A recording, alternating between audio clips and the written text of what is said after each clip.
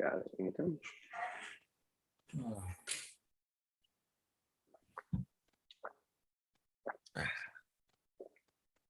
All right. Yes, Scott, that made perfect sense, by the way. Thank you. I like that idea. Yeah. Man, it'd be so nice. What's the idea? Sorry, I saw you guys post, but I've just been crazy busy this morning. What's going on? I wanted to, so I'm trying to create a new project file, and it would be so perfect if I could figure a way to email out right after someone hits save on a blog post. And the reason why is because I'm trying to do a ticketing system. So I have SiteLock where you register and you can submit your initial ticket, and then an administrator can go in and create a blog post based on that email. And so when that person logs in, they can see all their tickets.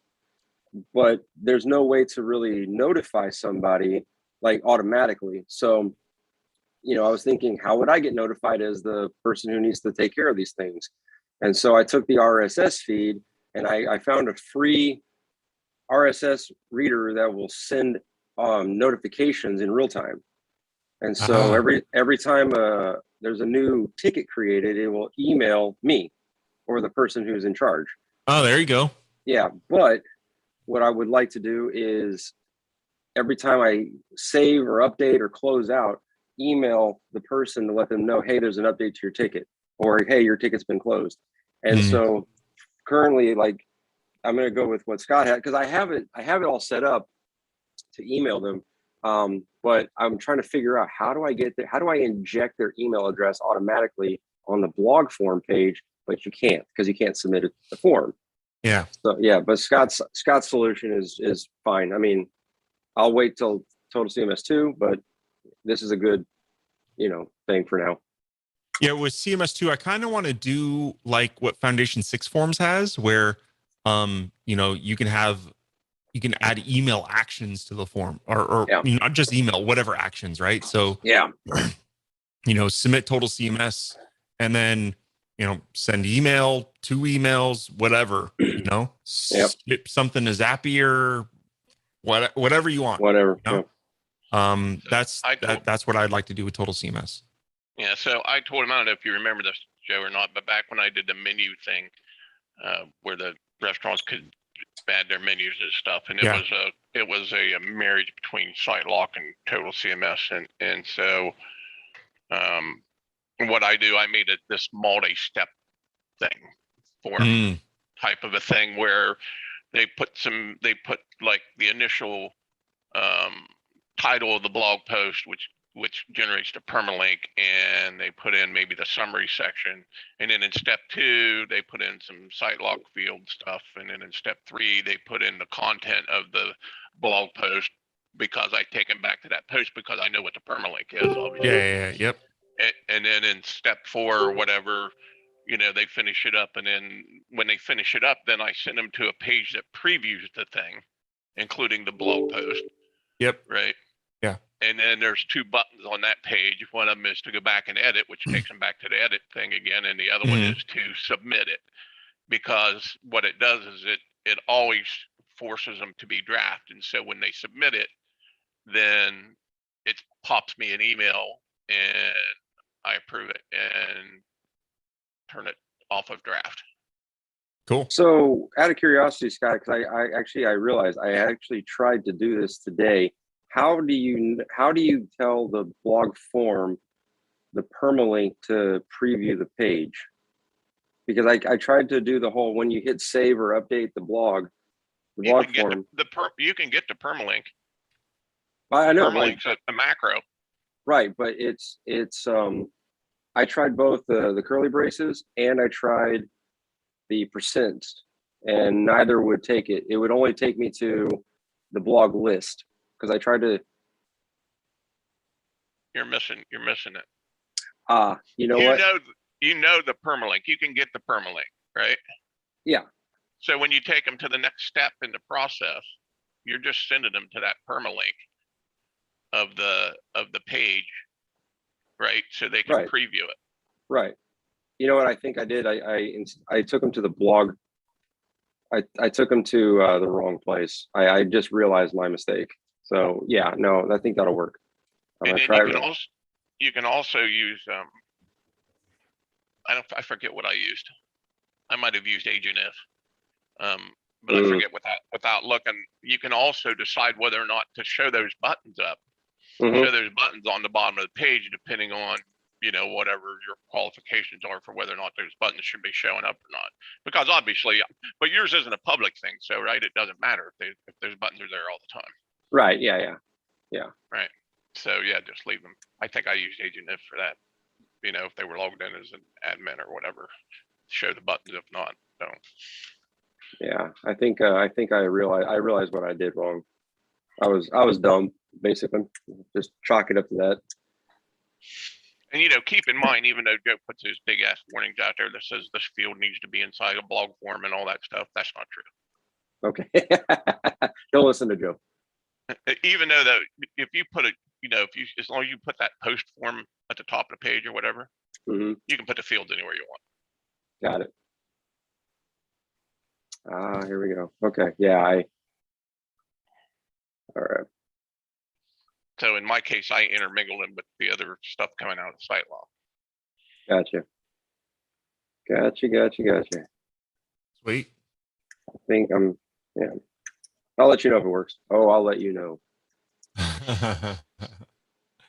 Most of mine I did, I think the whole thing, except for maybe one page of that, and all the steps were in reveal light boxes. Oh, wow. Nice. Okay. I love light Right. boxes. The light box So thing step, is like so nice. step 1 through 4 or whatever was a reveal light box. And then if they, you know, went to step 5, which was the one that is a preview, obviously that was a separate page with the button on it to edit and or submit, which sends an email.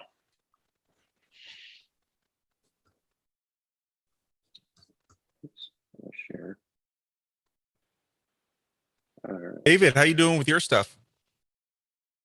I know Gary helped you out quite a bit over on the community. Oh yeah, no, I got that working very well, thank you. I did have to use the all field with the 3 curly brackets because didn't have a lot of success doing it his way individually. Oh, okay. But that works fine doing all fields because I want all fields. Yeah. So awesome. Yeah, it's just making it look prettier now. Excellent. But no, it was a great help. Sweet. Donna, how about you? How are you doing with your stuff?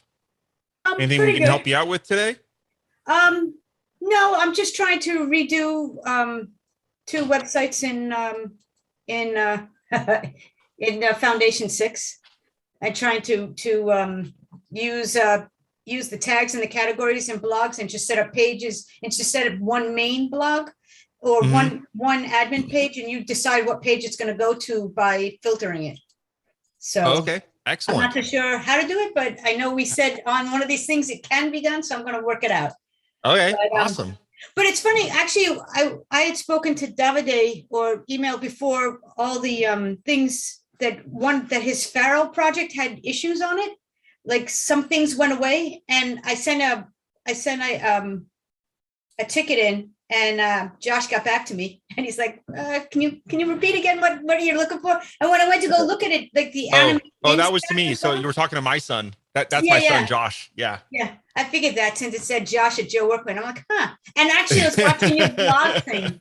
I was watching your blog in 30 minutes, and you set up a thing for him. So yeah, you outed his name. But yeah, no, I mean, the new 30-minute blog or the old 30-minute blog. Yep. Yeah, there's 2. That's the one thing. Things change kind of so much, and but you know, I'm muddling through. But thank you. Oh, no problem. My pleasure.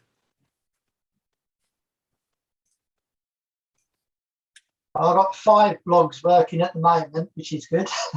And one news 5 blogs on one website? Yeah, because 3 of them are within site locked areas for members. And one blog on the main one. And then I filtered a news page because a lot of the people on there are like, if you look at my mum, she's only just learned to text. So I thought I'd filter the news bits to one page for some people, and then people that know about blogs can then go to the blog page if they want. Ah, okay. So it's all to do with like tax and writing CVs and things like that. So Hey, I actually do have a question. Is there like a limit to how many toggles on and off you can have on a page? Nope. However, if you have a lot of toggles, like Chris loves his toggles, okay? Creates a lot of HTTP requests. It for preview, it could really slow down preview. It ain't pretty. Yeah, they can really like strangle preview. But I have a solution, and you can all thank Chris for this one. Inside CMS Core, right? Yeah, it's in CMS Core. Here, let me show you. This desktop. Okay. Let me get these Zoom windows over here. Next on my 9, the marriage. But no worries, this husband has some backup. Okay. So if you go to CMS and you add the CMS core stack on the page, okay? Or you probably have it on the page anyway. Inside there's this, there's some settings for preview performance, okay? And there's a couple things. If you have a ton of macros on the page, what you could do is by checking this, so let me back up. Every time when you preview total CMS, okay, essentially every macro makes an HTTP request to the server, gets the content, comes back and replaces the macro for every macro on the page. And all that has to happen before you can ever see anything inside preview, okay? So if you have 100 macros on the page, it has to make 100 requests to the servers before you see anything in preview, right? So what this little checkbox here does is, hold on one second. Let's do this little doodad, right? Boop. So what this process macros on publish, okay? What that does is, or I'm sorry, oops, what this macros to CMS ID strings, this one right here, okay? What that does is it purely displays the actual macro in preview. So it doesn't actually show you the actual text on the server. It just displays the macro inside preview, which if like you're just playing with styles and things of that nature, it's going to really improve performance. So that's what that checkbox does. And next is this toggle preview. Okay. The default is it pulls the value from the CMS. Okay. But you can also say always make the toggle true, always make it false, or just randomly choose true or false whenever I preview. Okay. By not using pull from CMS, by using any of the other options, it will drastically improve your performance in preview. Yeah, big time. So hopefully that kind of helps out. One other thing you need to be aware of too, if you're on shared servers, depending on your host, if you can overwhelm their HTTP requests with overwhelm them with HTTP requests and get server errors. Yeah, I have a lot of customers that are on some sort of shared, super cheap hosting package, and they'll have on the admin side, they'll have just like on their entire admin area will maybe be broken down into tabs or an accordion, but they'll have like 500 form fields, right? 500 different admin all on one page.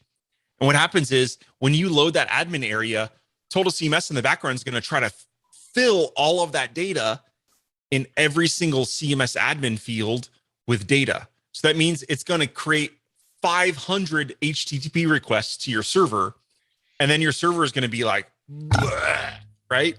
Especially if you're not on a good one. So a lot of really cheap hosting packages are just going to bomb on that. So at that point, what you need to do, the solution for that is just to break your admin pages up into different pages.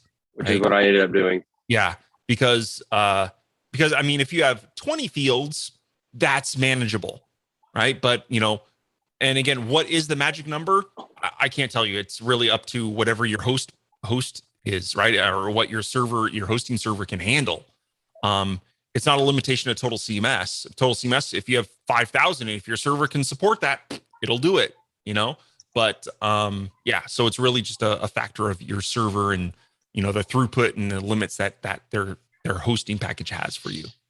Just a quick one, Joe, because I know you've got that cloud. I'm not looking at it, but I know Chili Dog. I've been looking seriously at those. Cloudflare, yeah. Because Cloudflare, yeah. Yep. Or there's the other one, DreamHost. That was it, DreamHost. That's the one. Oh yeah, that's the hosting package. Yep. Because they do like virtual. A virtual private server, yes. If you are making websites for somebody, okay, and it is your business, like get a virtual private server. It's like $100 a year. Like we're not talking crazy money either, right? Yeah, I mean, it really is not a lot. I think on DreamHost for my VPS, I pay, I think it's $130 a year or something like that, right? Now I also use DigitalOcean, which for 99% of the people out there is too much. You have to actually like manage your own server. And I have to build my own server. I have to get in there and install software, and I manage everything. There is no cPanel for me in DigitalOcean. And there I have a few servers, and I have a database server, dedicated database server. That costs me like $80 a month. Okay. But, but even that's pretty reasonable. But for a VPS there is even cheaper than DreamHost, but I have multiple of them to manage all of my. Would you say DreamHost over Chili Dog? So it really is. So Greg does an amazing job at Chili Dog. And he does a lot for you, right? He, if you need the service, he gives phenomenal customer support.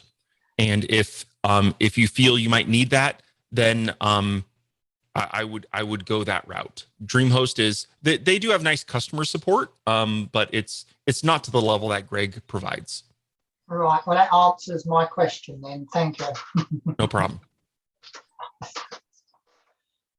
She'll go Chili Dog. Perfect.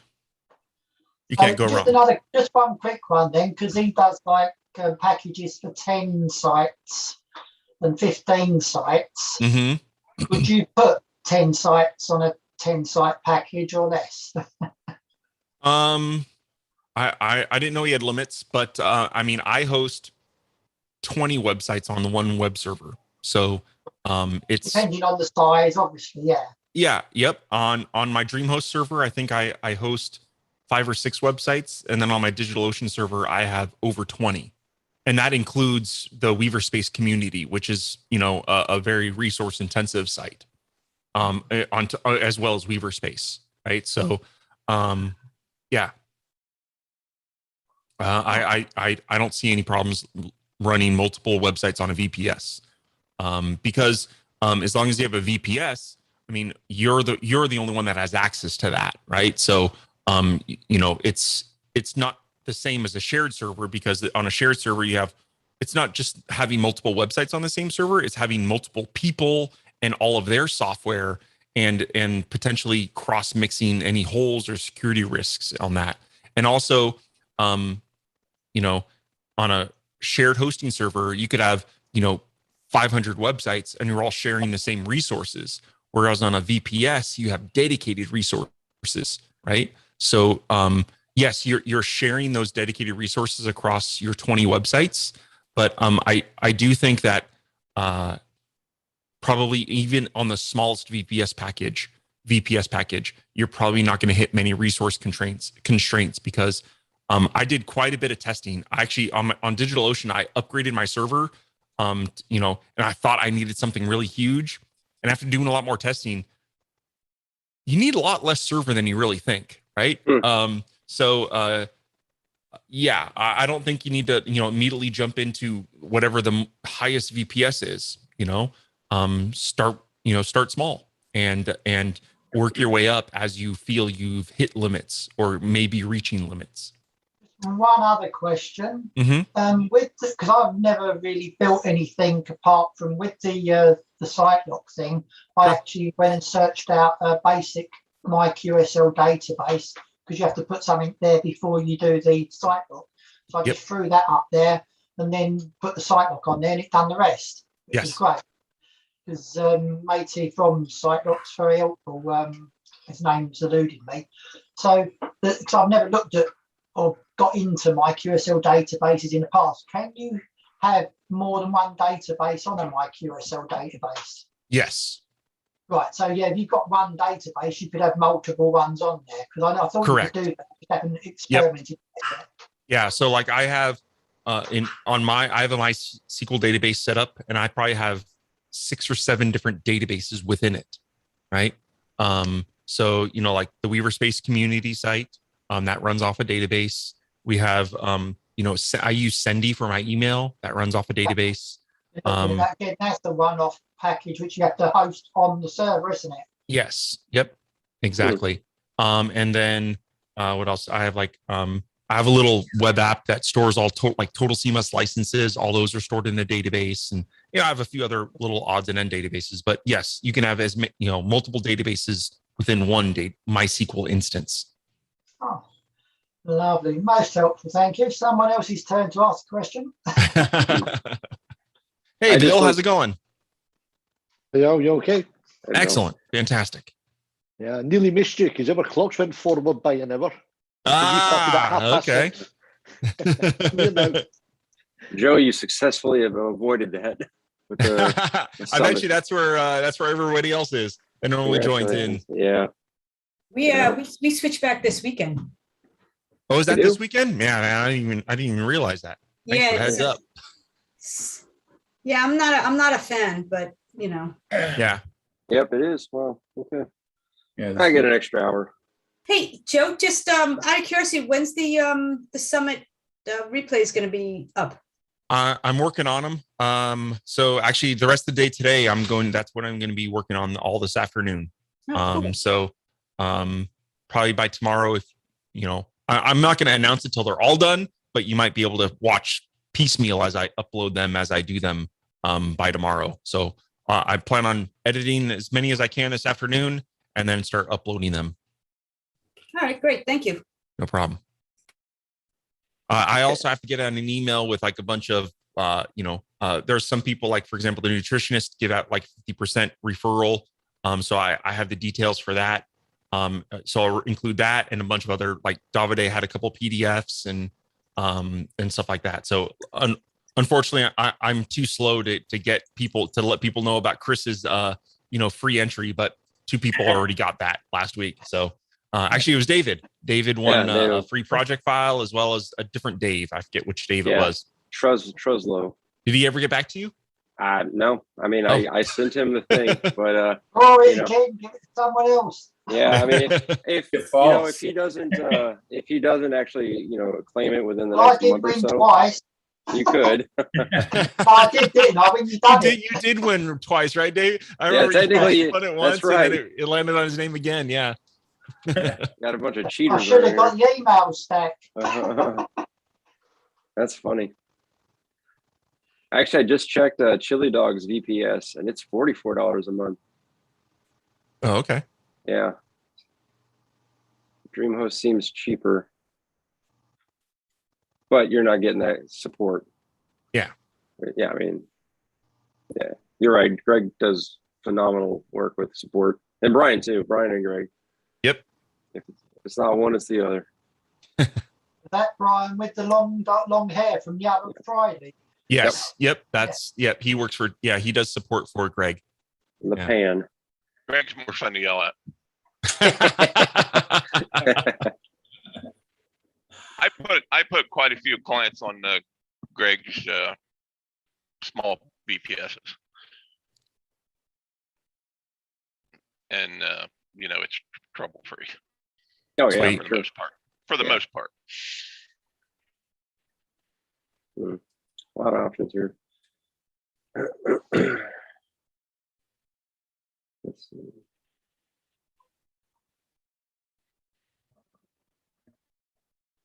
Be right back, guys. 1 second. Sure. Thanks for the link, Chris. I've already started doing that today.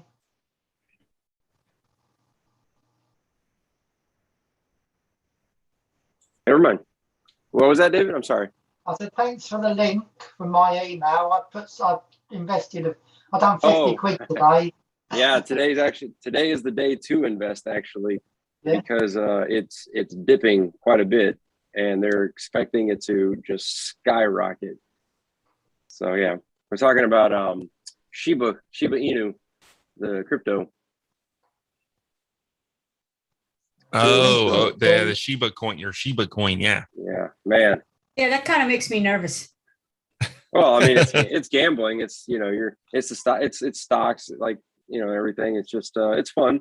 Well, but stocks is not, depending on your stock, it's not necessarily as much of a gamble. True. Right. But you got to give your boilerplate. This is not financial advice. Yes, I know. Hold on, let me get that sign. I thought I'd give it a go. I just won't buy any beer this month, and I'll try that. Yeah.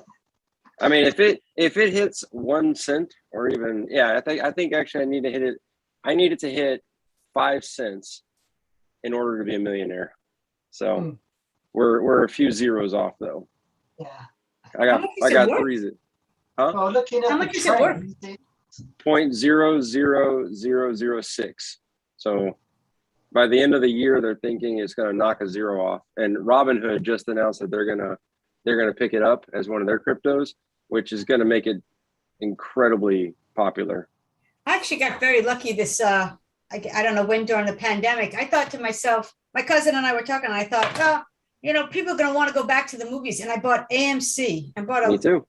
And then overnight, it was like, it went up incredibly. So I sold a bunch of it, and I was like, I'm going to hold on to it and keep lock a little profit in, and I got stopped out, but I made a bunch of money on like the first 400 shares. So. Nice.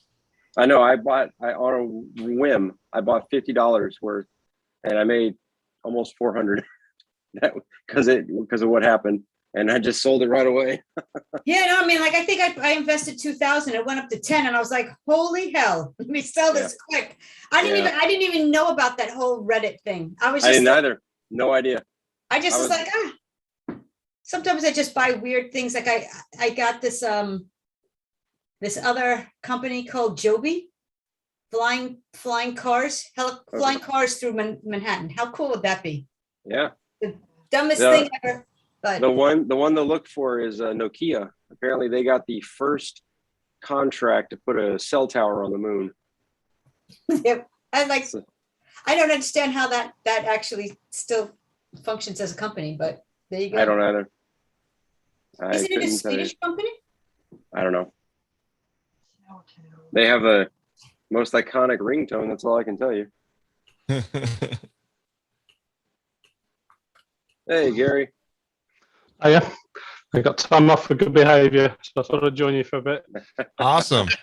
Got the mother-in-law staying with us, and she's watching Emmerdale, and it's one of the English soaps. Okay. Just awful. We have to leave the room while she's watching it. The Australian soap. Just awful. That's funny. Well, it's really awful. Just awful. It's really awful. Yeah. I'll take your word for it. Oh, it's it's the sort of thing you can leave for 6 months and go back, and I pull a leg and says, "Is that poor girl not eating? Has so and so gone off with her husband?" And it's just the same. Gary, did you get your Starlink yet? No, I've not gone down that line. I must admit, I've been watching quite a few YouTube videos, and the results have been fairly interesting. Some of the problems are firmware updates, and it's sort of not the download, but it's pretty expensive. It's I think it's something like £800. Was it £500 to install, and then about £80 a month. With the my 3G cellular, I've been on that for over a year now. I can get up to about 25 megabits down. So it's 3 times the speed it was before. And I've just signed another 2-year contract with the 3 cellular network. So, but they're putting in fiber to the premises in some houses in the village down the road. But they're putting in about 10 houses. So it's only a feasibility thing, and they're never going to get up to us. So, but it's okay as long as you don't try and watch. I tried to watch, something on Netflix last night when somebody was watching something downstairs, and of course you get the old whirly wheel coming up. Just can't quite cope. But as long as only one person's watching it, it's fine. On your So phone. It's 3G. Is that what you're on? 3G. Wow. yeah, there's a poor Wow. 3G signal. Well, the signal is good. The signal is 100%, but the RSSI hovers around about 86. Which is marginal for but yeah, I mean they're talking about AT&T's it's getting rid of the 3G. network is. Yeah, I heard that. Yeah, I mean, I heard some of the new iPhones aren't going to have it, but if they switched off 3G in the UK, then I'd say that probably about 40% of the population wouldn't be able to get any phone signal at all. I got a notice from AT&T that they're switching off 3G, and I have to buy a new phone because I still have an old iPhone 5, and they're like, if you don't get a new phone, you're going to be dead in the water in February. Crazy. So I'm holding out because my bet is that they're going to send me one. Yeah. Well, that's it. I mean, if you've been a customer, I mean, that's the other option, isn't it? It's the same with satellite TV here. If you get to the point where you say it's too expensive, I'm not going to bother. I'm going to get rid of it. They'll cut the price, for 18 months or so. So you never know. Yep. I know. I like Virgin because you just got a coaxial cable coming in the building. You probably don't live in the middle of nowhere, do you? No. Well, there's advantages to living in the country. There's also the odd disadvantage, so I can't complain. But funnily enough, I mean, I've got it's a 4G router. It's actually mounted on the wall. You probably can't. There we go. Oh, is it gone? Just there. That's it. It's now a router. on the wall. no. I used to have an external antenna, but there was no gain. It was normally a directional antenna with a 0 gain. So the 5 meters of cable actually reduced the signal strength. And there was one sweet spot, but I found, if I took the external antenna out and put the router in that sweet spot, it's just as good. So, and because there is no one antenna that's close to us, when you look at the old tracking things on the phone, it tends to hop around.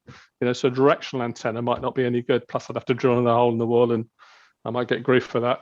So it's more than it's better than it was. Let's put it that way. My BT British Telecom router, hasn't been connected for quite a long time. That's the landline. Yeah, I mean it's only if they take the phone line down. Yeah. But of course, you still have to pay for the privilege. I'm paying for the privilege of having a 16 megabits per second download, even though BT will only give me 3.5. But yeah, don't get me started. Joe and Chris know all about this. Already pot. I'm surprised he hasn't muted me by now. Here we go again. Yeah, here we go. Howdy, Danny. Long time no see, brother. Yeah. You're muted, buddy. You muted, Danny. I've been listening in on YouTube. Gary, you said you had a village nearby with fiber. Do you have line of sight? No, it's over the brow of the hill. I mean, the actual exchange we're connected to is fiber enabled, but it's a couple of miles away, and we've only got copper cable to the exchange. There's no cabinets between us and the exchange, so the only landline connection we're going to get is what they can stuff down the copper. There's also area Wi-Fi. People have put masts up, and you can have a dish on the side of your house. We've had 2 surveys from the 2 companies, and there's no line of sight to their masts. That's what I was going to chime in on. Yeah. Was Ubiquity makes some nice microwave stuff, point to point. That if you had a friend in town that would throw you could hook fiber to. Yeah, I mean, there are options. If we could get 24 other dispersed dwellings involved, it would only cost us about £4,500 each. So you've got unlimited cell data? Yes. Is that a bonded modem or just a single link? It's I don't know what that means. It's just a single. It's just like a mobile phone. It's just a single link, and it costs me about what's it cost me? £18 a month for unlimited on a 2-year contract, which is I've been obsessing about all this stuff for about a year, but I'm about to buy a bonded cell modem where I've got like 6 SIM cards in it and 6 simultaneous bonded connection that I can stream 1080p from out in the woods someplace. Yeah. Okay. Yeah. I mean, what I did, I got one of those little MiFi units. I suppose you could do it with a phone as well, and I just moved it around the house, to see where I could get a signal. And it's weird, it's inside, but it's literally one sweet spot. Yeah, there we go. Yes, just like Bill's got there. And they're pretty good, you know, and the aerials in them are pretty good, considering what they are. But, interesting. Yeah, but 80% of all UK dwellers can get ultra-fast broadband, apparently. Well, there's some interesting things in the United States. I mean, the state of Utah did something, but they've got a tradition out there of having public utilities. So they, you know, it doesn't, you know, that's some very rural country out there, but you can get broadband anywhere. Really? Yeah. Mm. Anyway, we're getting there, but it's all driven by, you know, because British. It's an odd situation because British Telecom used to own all the infrastructure, and then they split so that you now have Openreach, which is a separate company, but it isn't really. So of course, whenever you complain to BT, who's the provider, they'll say, well, it's not our problem. Openreach trying to work all the infrastructure, and vice versa, you know. And unless it's financially advantageous to them, they just won't even consider it. You know, they don't look at the old, well, let's invest and speculate and we'll get more people involved. It's the old, how much is it going to cost? And if we're not going to get enough money in, we're not going to bother. Mm. Yeah, that sounds like, you know, the way you say it's split, but it's all still the same company. That's the way a lot of hospitals are managed in the United States, where they will split a single, and there's no differentiation, but they will have a hospital that's inside of another hospital so that they can put all their patients that they're going to operate at a loss on it. So it's just a bookkeeping move. Yeah, yeah. Mm. Man, I got that way off topic. Yeah, hell, yeah, we never talk about Rafa anyway, do we? Hey Joe, come on, where's TCMS 2? You know, you've got people asking now. Oh man, he's zinging me. Yeah. Zinging me. I actually had a really good meeting with the developer on, I think it was Monday. We spent a couple hours actually chit-chatting about things, and have a really good vision on where we're going. I'm really excited about it. It'd be well worth waiting for, I'm sure. It will be. Yes, it will be. I promise you. I never watched the TV show Seinfeld back in the day, and my wife has been watching that in the evening. And I'm wondering about Joe's meeting with the developer. It's like she just watched an episode where Jerry and George have their gig and they're writing an episode of Seinfeld. And it's like, hey, two guys talking. It's like the first sentence. And time for lunch. Let's break. I feel a little bad for the developer because, you know, I've been working and thinking about Total CMS 2 for like 2.5, 3 years, right? And so he's just, you know, kind of getting going on it. And it's like, it's like trying to like get a brain dump, you know, over Zoom, you know, 3 years of me thinking about this and me planning and developing and Yeah. I bought your TCMS 1, never used it, so you take your time before you release 2. No problem with that. Well, use 1, you'll get used to it. I mean, while it will be very different, it will be very familiar as well. You know, I've had a few people ask me, you know, should they wait to learn Total CMS? No, do not wait. You know, it won't benefit you. You know, waiting use one, you won't be able to use the other. And there will be a migration process, so we'll be able to migrate your data from version 1 to version 2 as well. So there's that as well. How's your PWA test going? Good. Actually, Scott is well, he's right here for me, but he's been putting it through its paces for me. So yeah, I'm excited about it. Far so good. Yeah, so far so good. I'm happy about it. So I'll probably, for those that were in the conference, I know I said it was going to be this week, but I wanted Scott to put it through its paces, and so it'll definitely be. And I also wanted to delay a little bit from the other one that was released, just to kind of give a little gap. The leg gap. A little gap.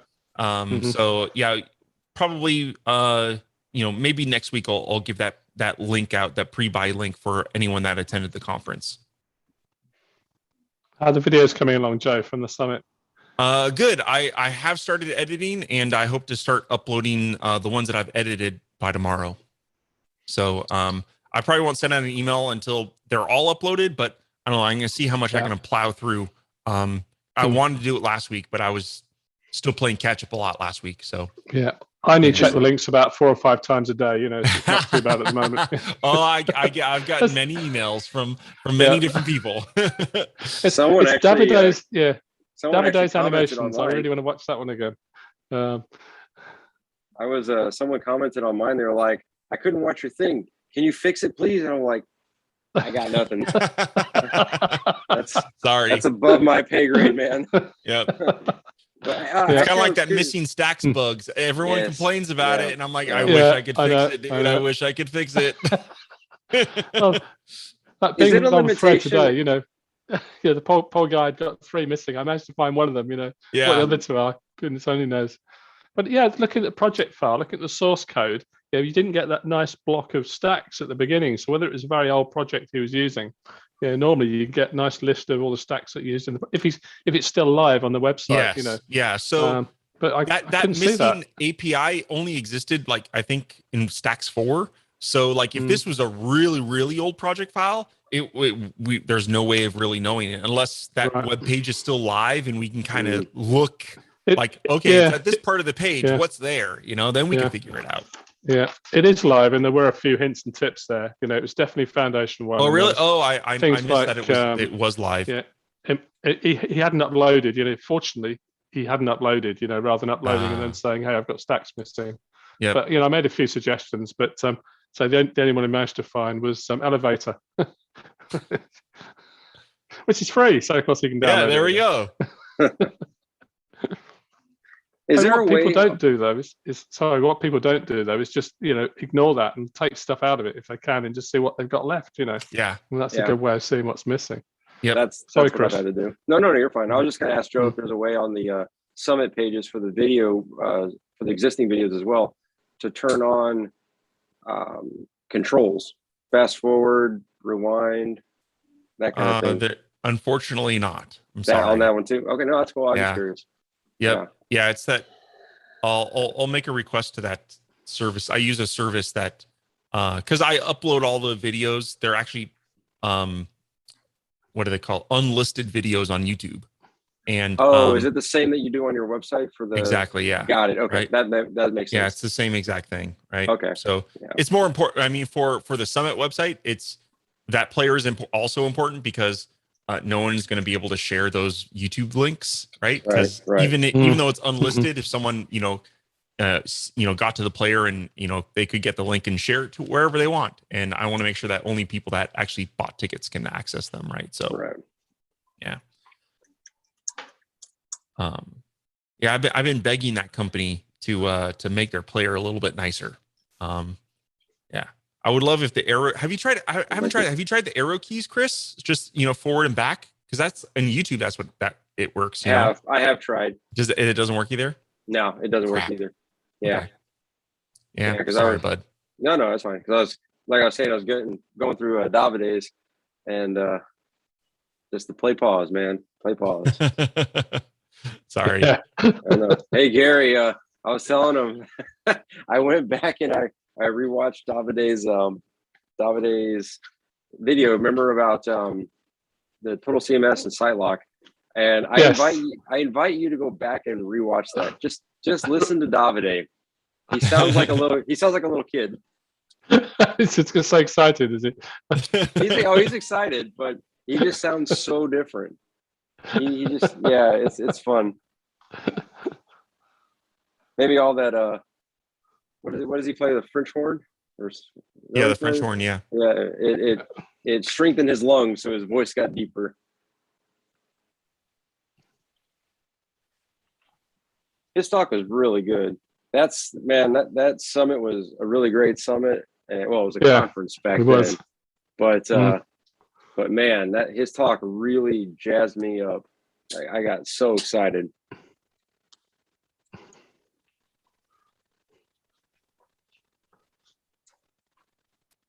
How long had Total CMS been out at that point? How old I released Total CMS in 2016, 2017. Okay. I think. Wow. Hold on, And let's see. what's crazy is in the video, Joe, you mentioned that Davide had a like a beta or something of Total CMS 2. Oh, really? Oh, like, yeah. Oh man, 1.0 was September 2015. Wow. Oh, wow. Man, what? That's crazy. But it makes me wonder, like, what that looked like for him and how much has changed since then. I've shipped a lot of updates to Total CMS. How many is that?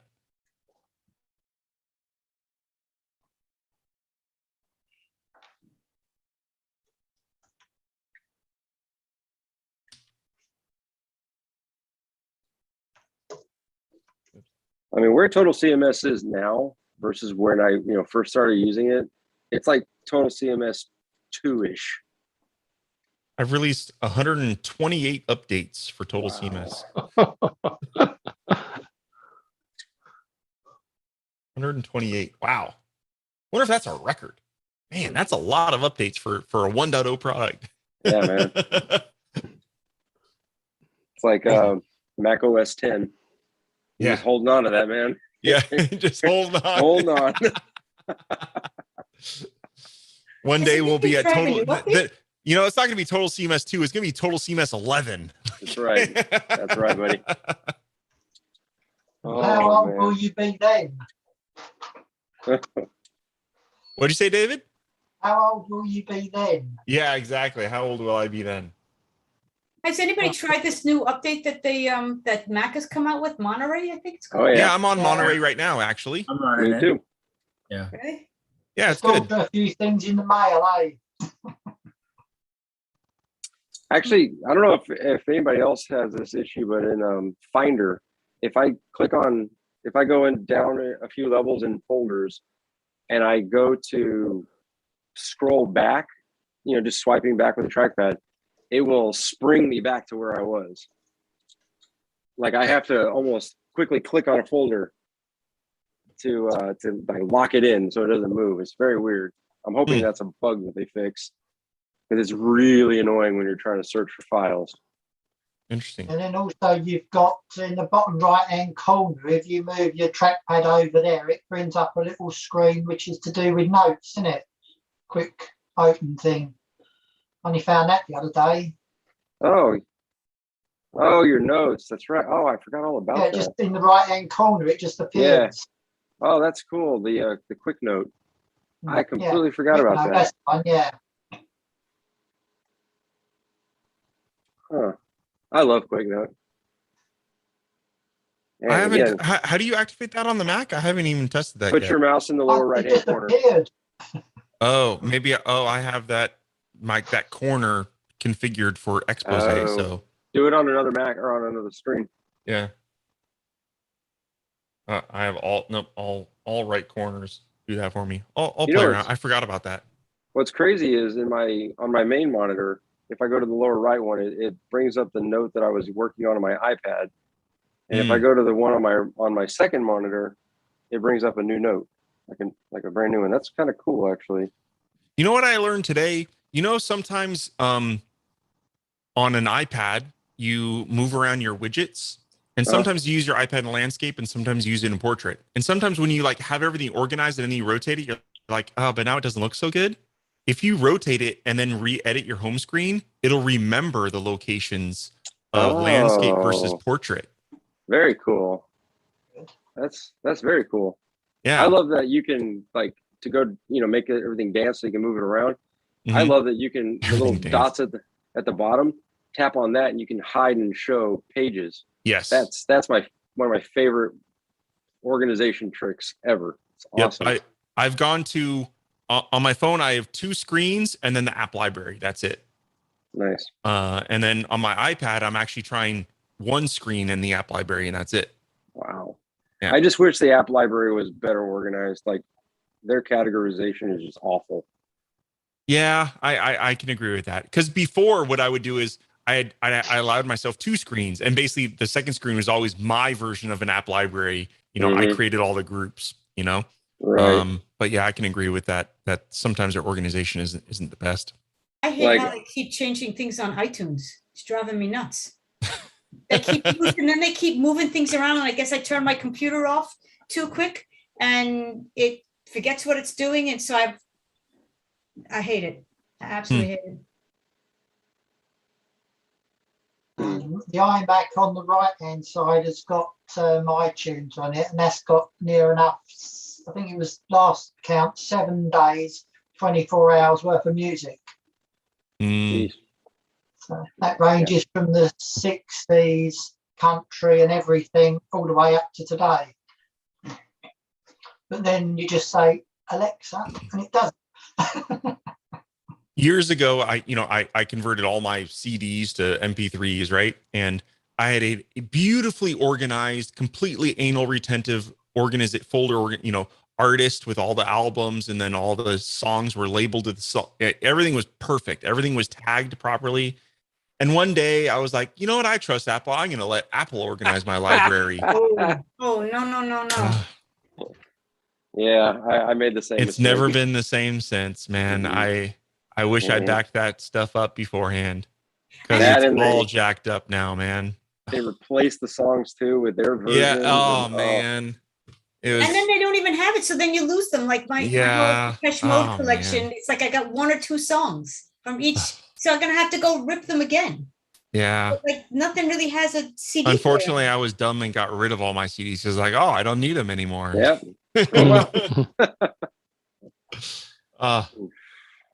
Oh well. No. All right, guys. It was good seeing you. I got to get going. Take care. Oh, and by the way, David, Dave got back to me. So sorry, he used the code. Oh, he got back to you? Cool. Yeah, he got back to me.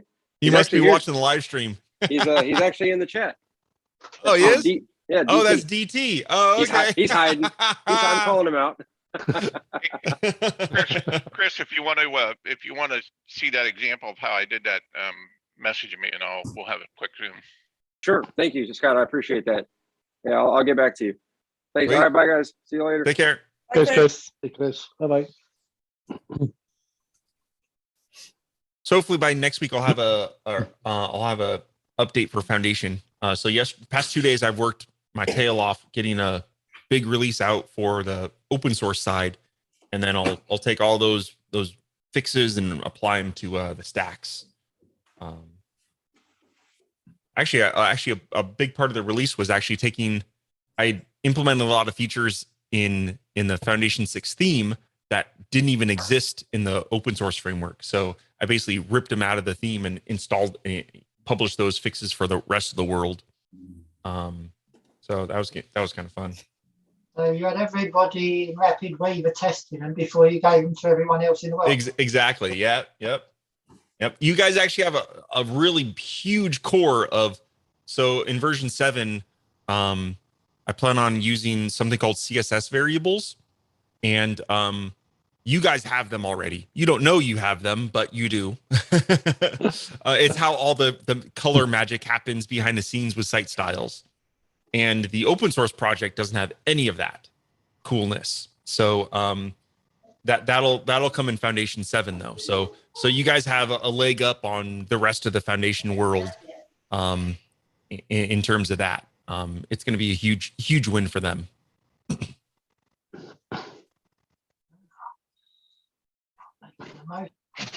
It was fun last week. I think, it was last week. I did I tried to do a hangout with Foundation, and I just kind of put a Zoom link out on the Foundation Twitter account, and a few users joined, and I had one very odd individual join.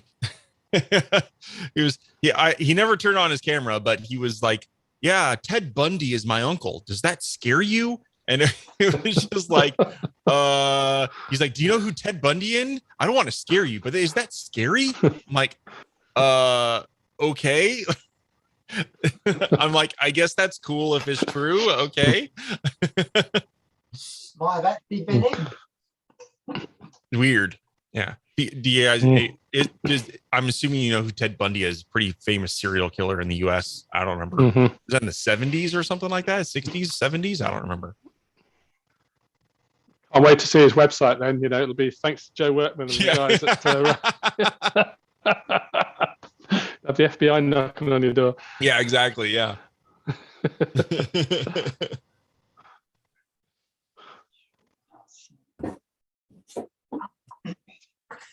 Joe, Yes, sir. from Rapid Weaver, like with all like the CMS the macro lists, and then I noticed on the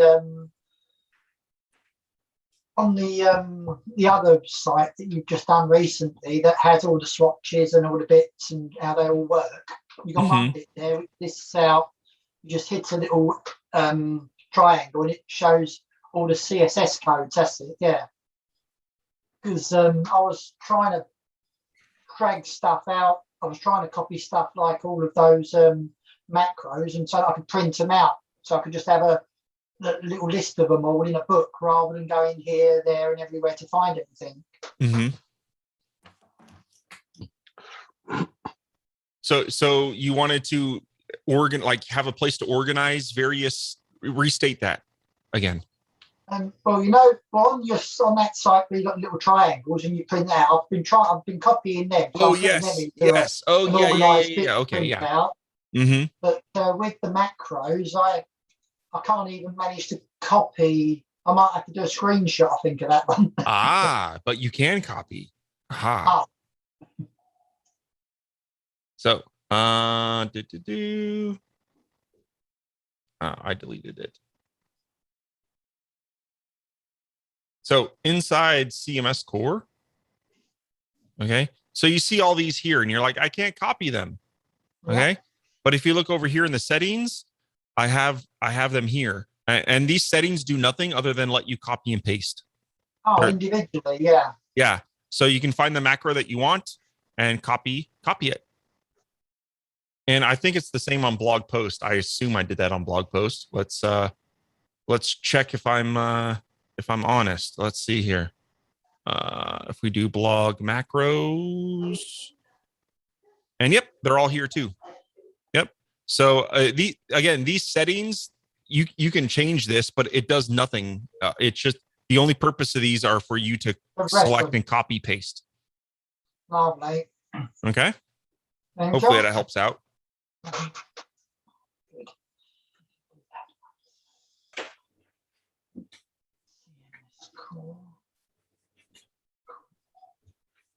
So here's something I've been working on a little bit today, right before this hangout. So let me get this back to and actually I've been thinking about this during the let me get this back to where it started. Command Z without crashing Rapid Weaver, please. Oh, there it goes. Okay, so I think this is, so what this user wants is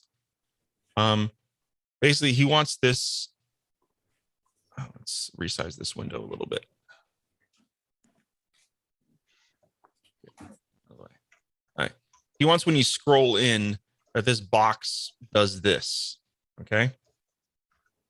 And so I've been racking my brain trying to figure out how to get it to work with the stacks that he had.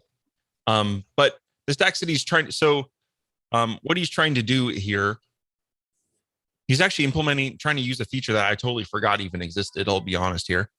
There's a pseudo state here that says animate. If you have animate on scroll class. Okay. And so what he did is in this blue square, he added animate on scroll class. Okay. And that does make this animate on scroll, as long as you have an animate scroll stack on the page somewhere. But the better way to do this, and here let's implement this now, is not to use animate on scroll. Okay, we're not going to use that at all. What we're going to use is we're going to use toggler, and there is a toggler on scroll. Okay.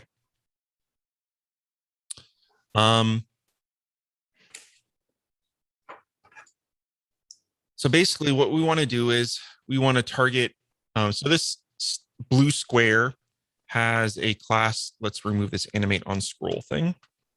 Okay. And it has a class here called Annie in. So he has this class Annie in. So what we're going to do is we're going to target that here. And you see he also has this on the transform. Okay. So we're going to do Annie dash in.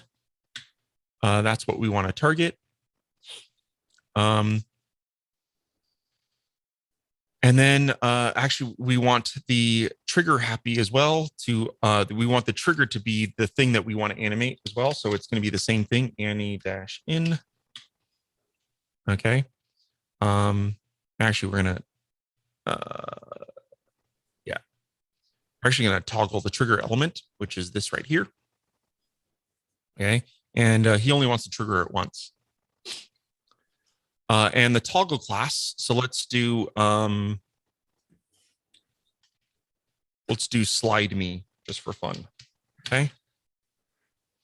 So we're gonna when this blue square scrolls into the view, okay, and we can configure that here. So when the top of it reaches 90%, and let's turn on show markers. Okay, let's just go like this. Okay, so when you turn on show markers, you have, this is where the animation starts. That's where the animation ends. So we're going to go here, and that's where it's going to start. So when this crosses over, if we look in,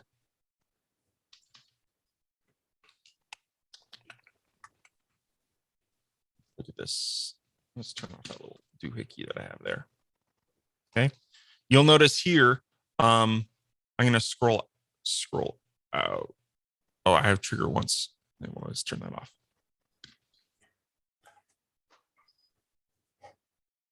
Let's reload the page. Okay, so this, if you look, this is the element right here. And if you see, it has square Annie in, right?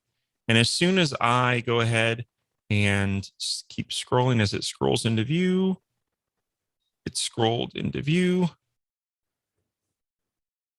I hate that Safari Dev Inspector doesn't do that. It doesn't, this now should have the class of slide me, but it doesn't update that in here. That's a bug that happened somewhere along the way. There, if I refresh, you'll see now it has slide me. So as soon as this start crosses, the slide me class gets added to this. Okay. So that's what the toggler on scroll does. So what we're going to do is essentially what he wants is transform. And we're going to go from, let's see, what did he, oh, he's going to scale from 0. So scale X. So it's going to go, I don't think that's what he wants, but okay. And we're going to turn this off. And what I'm going to do is I'm going to do a dot slide me. Oops, slide dash me. So when this thing has both the animate in and the slide me classes, it's going to change this scale, which goes from 0 to 1. Let's see what that does. So as we scroll in, I think he wants the opposite, right? So because right now it just kind of goes shh, and then you can't see it, right? So let's flip that. So this is kind of creating like a custom animation on scroll. So we're going to start at 0 and go to 1. And I think that's what he wants. Oop. That's pretty cool.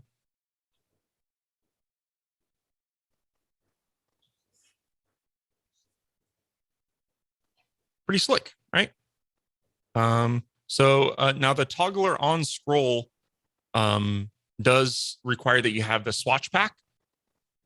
Okay, but yeah, I mean this is a pretty slick thing. So we can create pretty much any custom animation that we want on scroll.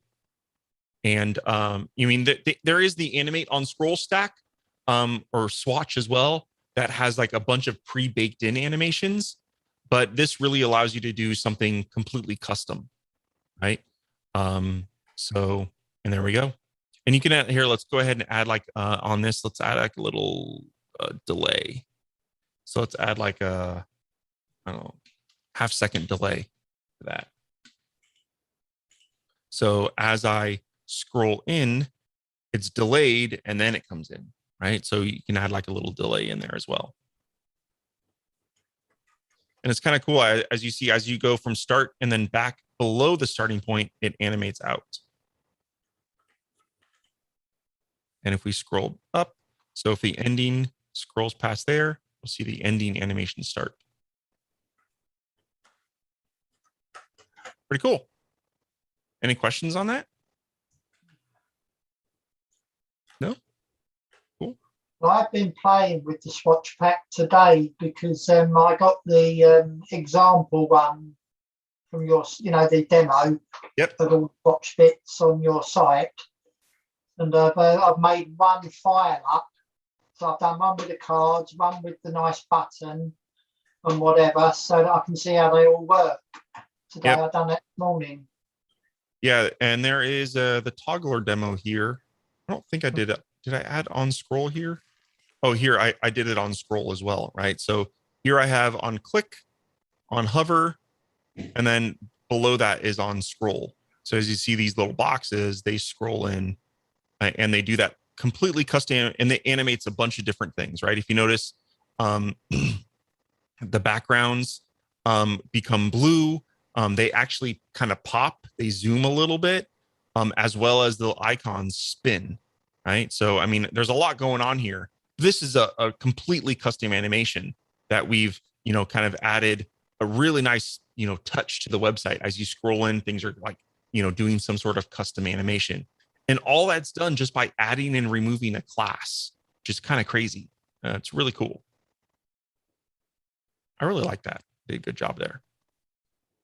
And here's an example of, some how transforms can be used with various, moving and scaling and rotating, just basing, things on hover. Like I've seen some people do this skew with like buttons, right? So like kind of make it a weird button. And then when you hover over it to click on it, it puts it, puts it kind of normal. So kind of fun, you can really play along with, with a lot of this stuff to make some cool stuff. This hover banner is a really cool example. I did that in one of the videos as well, where I built this out. And that's a really slick animation. Very slick. I was playing with that one today, actually. I might use that somewhere. Awesome. Good stuff. Yeah, there's a lot of good stuff in the swatch pack. The underscore actually is really cool too. It gives you, these animated underscores on any link, a lot of people wanted this. So the example file that you gave for this one's got most of it's in there, isn't it? It's all in there. You have this, the same exact file that I used to create this. I hold nothing back. You have everything. Like there, nothing is, you have the actual project file used to create this. So, and then up here at the top, that's the new quick flip stack as well, which doesn't come with, I get this question a lot because the missing stack, like they don't have, I think the background here is wallpaper. And then this little, animation is quick flip. And I get people ask me about that all the time. I'm really excited with this. Oops, I didn't mean to do that. I'm really excited with this. I like this particular project. I think it turned out really, really well. It was a lot of work, but it was definitely awesome. Well, I found that extremely helpful, that page, to be honest. To learn Which one? I found that very useful to learn how to use the swatch pack. Mm-hmm. So, yeah, all of these, if you go down to every one of these sections, there's a video tutorial section, and all these video tutorials are for everything related to this page, right? So, I actually had my son go through, because I did a huge live stream about, an hour, I think it was like 2.5 hours long, about the swatch pack. And then I had my son go and, chop it all up and create these individual, targeted videos. So hopefully you guys appreciate that. It's, I agree. It was something that, definitely helped out. It's been most helpful, that is. Hey, Wolf's here. Hi, hello. Hey, how's it going? Hey, hello, Wolf. Thanks, I'm fine. Excellent. Hey, Ryan's here. What's up? Man, Crawled we out from under the rock. So, dude, you know, I fixed. Yeah, I've been waiting for you to join. I finally fixed the drop-down menu thing. What you did? I did on mobile. It should work.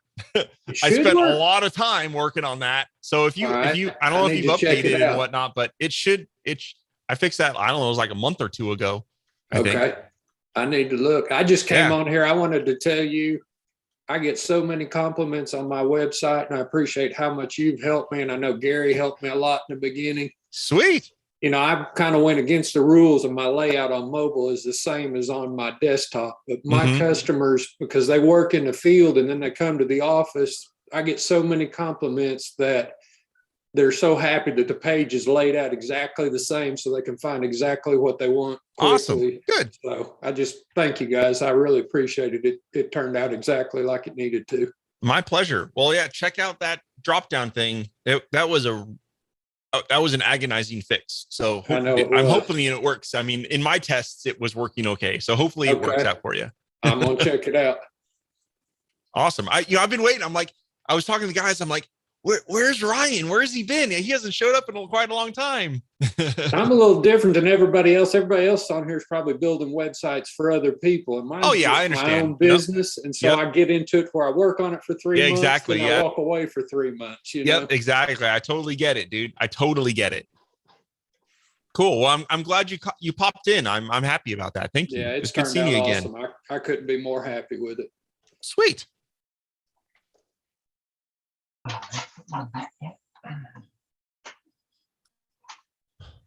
Well, guys, any other questions? Anything else you wanted me to show you or show off or whatever? I'm happy to spend a little bit more time, or else we'll let you guys go and have the rest of your day. Evening here, but yeah. Oh, yeah, evening. Yeah. Thank you very much. The day's drawing rapid to a close. Yeah. Excellent. Well, thank you very much for coming, everybody. It was fun. It was good seeing some new faces and some old ones. Thank you very much. Thanks, Joe. Joe, I'm just. It wasn't a Jeff joke. Oh, Franco. Hey, Franco's here. How are you? Did you have the time to check what you remember? We had a discussion about this menu that were becoming visible depending whether you're relating to a page or to an anchor point. You remember the issue that I was able to show in which part of the menu you were if you point to a page. You had a menu that was mixed. Yeah, you had a mixed menu of things that linked to the anchor points and links. Exactly. Yeah, and in the menu, I was able to show. Okay, it's not a major issue. Yeah. I did look into it, and it's not a simple fix. So imagine. Yeah. So it still is on my list of things to fix. I don't have an ETA, but it is on the bug list. Okay. Thanks. No problem. Just ask Ryan. I do eventually fix things. he came on for months. It's like, hey Joe, how's that drop down bug coming? So see you in 4 months' time. So yeah. Cool. Well, take care, everybody. You have a great night. We'll see you soon.